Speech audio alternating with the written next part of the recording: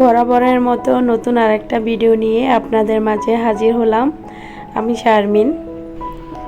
আসসালামু আলাইকুম। প্রিয় প্রিয় আপু ভাইয়ারা, আশা করি অনেক বেশি ভালো আছেন আপনারা সবাই। বারান্দায় অপরাজিতা ফুল ফুটেছে। এই তো দেখুন, ফুল গাছটাতে বীজও হয়ে গেছে।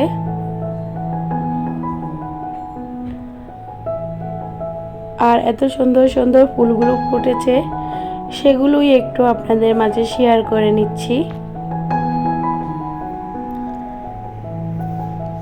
বারান্দায় আমরা এভাবে ফুল গাছ লাগাতে পারি। আর সব সময় ফুল ধরে থাকবে যে গাছগুলো, সেগুলোর মধ্যে হচ্ছে এই যে নয়নতারা ফুল। নয়নতারা ফুল কিন্তু 12 মাস ফুটে থাকে। তো চাইলে বারান্দার সৌন্দর্য বাড়াতে এরকম নয়নতারা ফুল গাছ লাগাতে পারেন। দেখতে কিন্তু বেশ ভালো লাগে।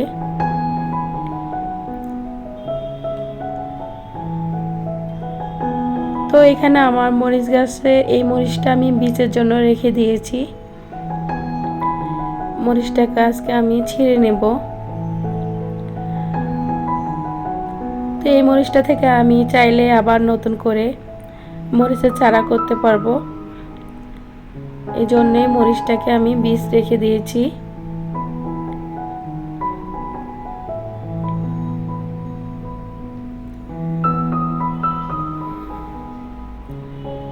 আর এখানে সাথে আছে আর একটা ফুল। মাশাআল্লাহ, একটার পর একটা ফুল ফুটেই থাকে। আর আজকে জলপাইয়ের আচার বানাবো। ভাত বা খিচুড়ির সাথে খাওয়া যাবে এরকম একটা আচার করে নিব। তো সঙ্গেই থাকুন। এখানে 5 ফোড়ন নিয়েছি, সরিষার তেল আর সাদা সিরকা নিয়েছি। তো জলপাইগুলো আমি কেটে নিয়েছি অফ ক্যামেরায়। এখন আমি আচারটা তৈরি করে নিব। আচার তৈরি করার জন্য এখানে আমি সরিষার তেল দিয়ে দিলাম। যেহেতু টক মিষ্টি আচার করব, এখানে মশলা লাগবে। এখানে সরিষা বাটা নিলাম, রসুন বাটা, আদা বাটা। এখান থেকে একটু একটু মশলা আমি দিয়ে দিচ্ছি। মশলাগুলো দেওয়া হয়ে গেছে। মশলাগুলোকে একটু কষিয়ে নিব। এখন দিয়ে দিচ্ছি ভিনেগার, যাতে করে মশলাটা না লেগে যায়।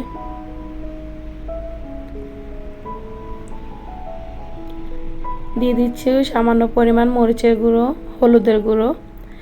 হলুদের গুঁড়ো দিচ্ছি কালারটা সুন্দর আসার জন্য।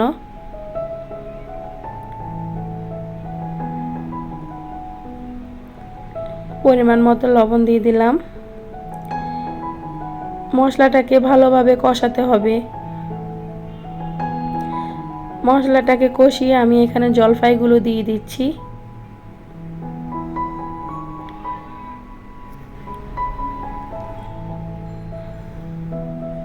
একটু নেড়ে ছেড়ে দিলাম।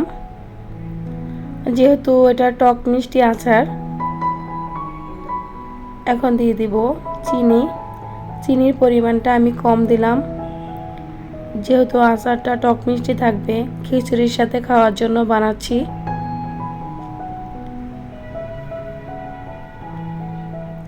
এই 5 ফোড়নের গুঁড়ো করে নিয়েছি, কিন্তু আমি আগেই 5 ফোড়নটা ভালো করে ভেজে নিয়ে তারপর পাটায় বেটে নিয়েছি। সাথে শুকনো মরিচটাও গুঁড়ো করে নিয়েছি।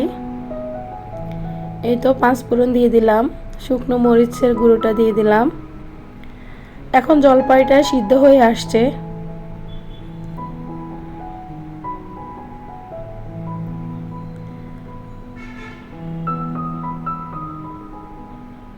এভাবে চাইলে আমরা সারা বছরের জন্য আচার রেডি করে রাখতে পারি।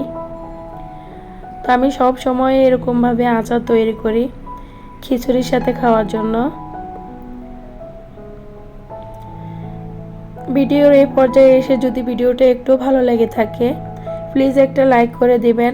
আর নতুন যারা আজই প্রথম আমার ভিডিওটি দেখছেন প্লিজ সাবস্ক্রাইব করে পাশে থাকবেন।